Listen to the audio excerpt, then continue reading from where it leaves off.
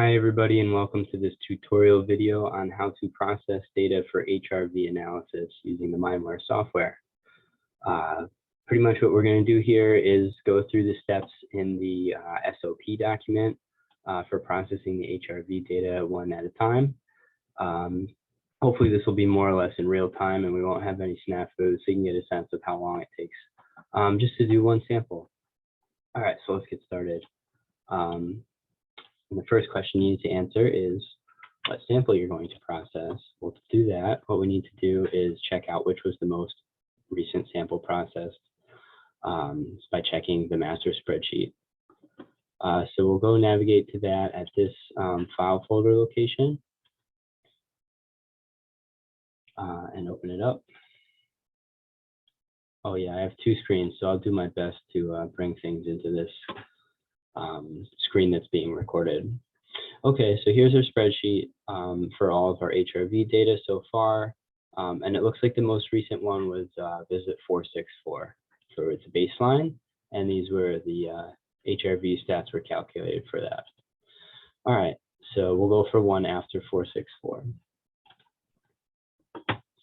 All right, starting out with the program. There it is. For it to work right, you need to make sure the software key is plugged in. And if you're familiar with the skin conductance analysis, it's the same thing. In this little DVD box, which is located in that cabinet, the supply cabinet, the middle box up there that says MindWare supplies, you'll find this little DVD box, and inside the DVD box is these little USBs. This is the one for skin conductance. You can see maybe it says EDA is marked off there. And then I have the HRV one plugged in now. I'm not going to unplug that because it's the same thing. It just has HRV marked off. So make sure that's plugged in, otherwise the software won't work. And you can double click on that software to open it up. Might take a minute, so feel free to fast forward past this part. All right, here's MindWare. And it's going to ask you what sample you want to use. So we can navigate to that. And 464 was the most recent one. So we're going to go to 465, just go right on down. So here it is, the PDF file is the one we want. And that brings in every channel that was mapped, and we don't need that. We just need the ECG, which you can click this up arrow over here until it says EXG7. That's our heart rate data. And then for respiration, we do need respiration for the calculation of HRV. So you scroll up until you get to the rest, and then there that is. Okay. All right, so that data is loaded in. Cool. We do need to do an event file. I'm not really sure why this is showing up as an event file because it needs to be processed. And in fact, there's way too many events here.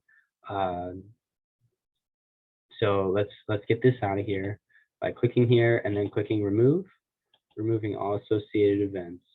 So for this calculation, we only need 120 seconds of clean data before the participant starts looking at stimuli.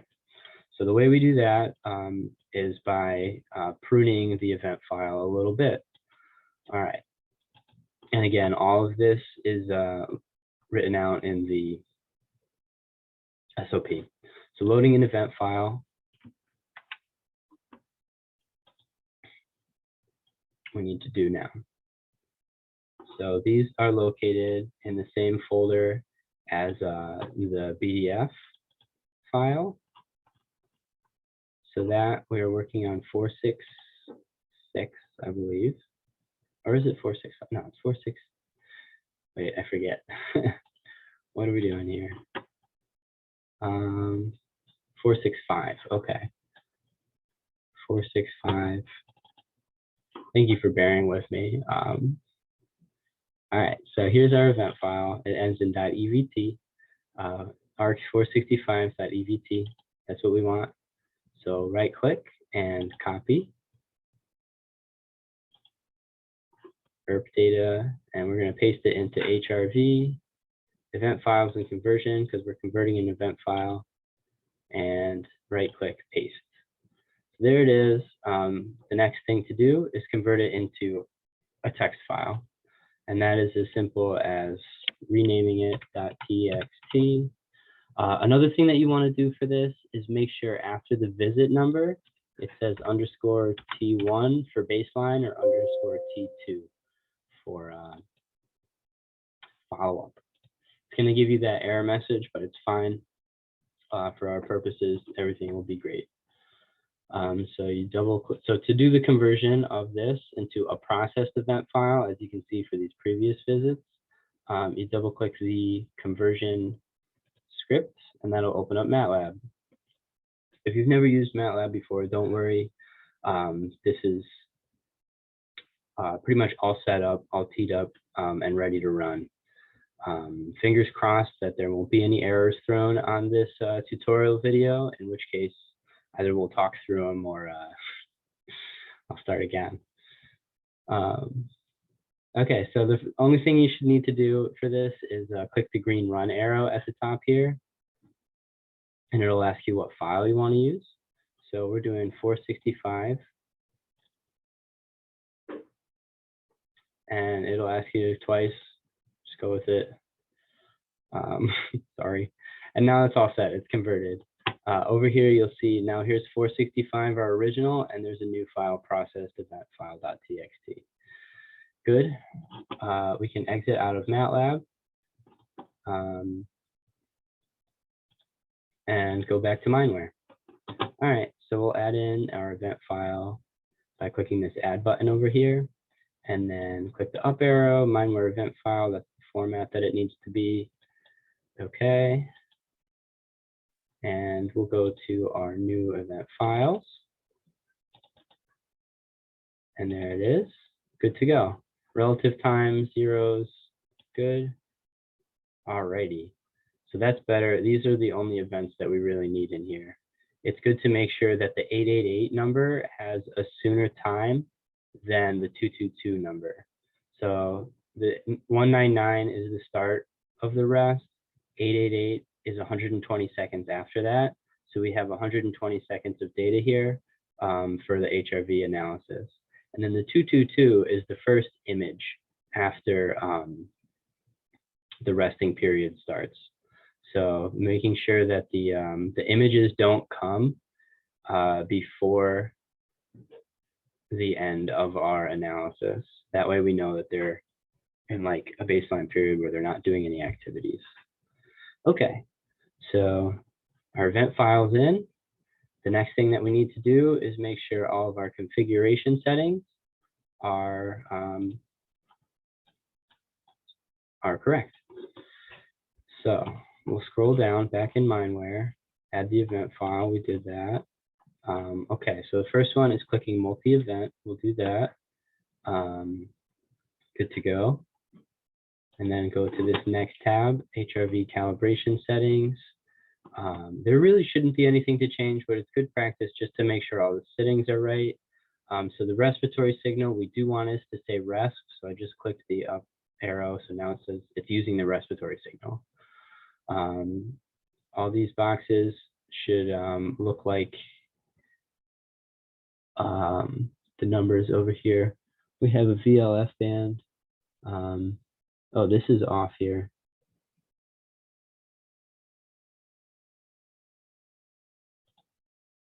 Yeah, so these are actually different. So this is good. So we'll go through and make sure these are different. So it says 0.003, and this one needs to be 0.04. They were grayed out. I didn't think it was going to work, but it's going to work. We're good here. LF goes from 0.04 to 0.12, good. And then the HF, oh, what is this going on here?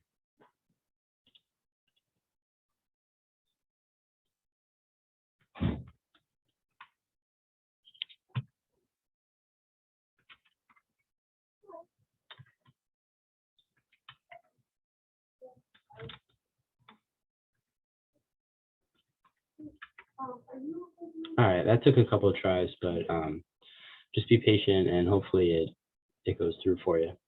All right, the HFRSA goes from 1, 2 to 4. Oh, 1.12 to 0.4. All right, cool. All right, thanks for bearing with me on that. Definitely go through and make sure all these boxes are saying what they need to say. It should be all set for you, but just in case, like, it's good to do the diligence and make sure the settings are consistent from sample to sample.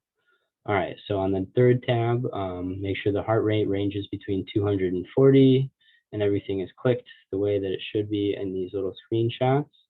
And then for additional settings, the only thing is to make sure this is the right output file here. All right, so we're good to go ahead and click Analyze. And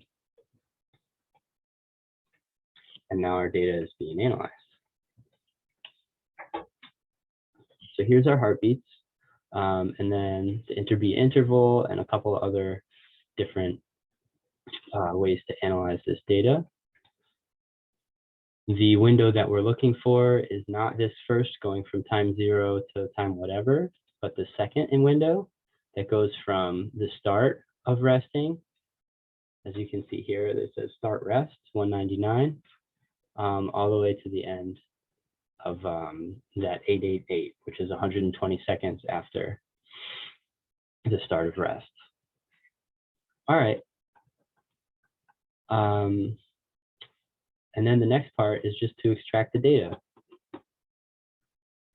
So let's see. What we do here is we go back to our master Excel spreadsheet here, and we open that.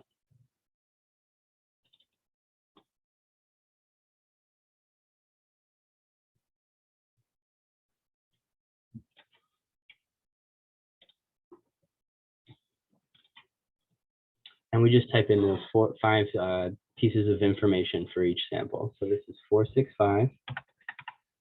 It's a baseline visit.